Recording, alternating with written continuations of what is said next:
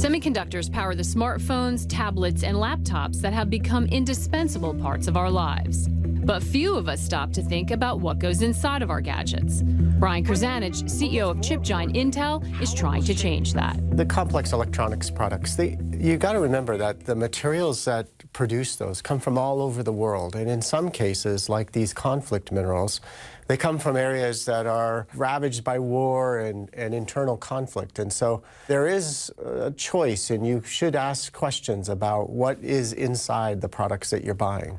What was your reaction when you first learned about the conditions in some of the places that supply to your company? A group of us went on and researched more about just what was going on in the Democratic Republic of Congo, and it was atrocious, especially at that time. The slave labor, the working people, literally to death in these mines. You know, this is a unique place where the materials that we're talking about, tin, tungsten, gold, they're really right on the surface. You don't have to have the classic mines like we think of.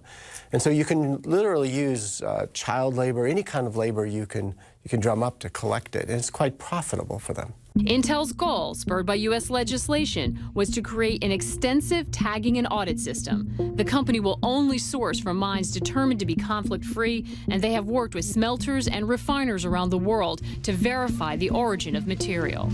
We can do our part, right? We're engineers, and engineers are taught early in their education that you solve complex problems by breaking them down into pieces. And so that's what we did here. We worked through and understood how much of the materials we get come from the DRC, where are the smelters. We broke it down by material and said these will be a little bit easier, right?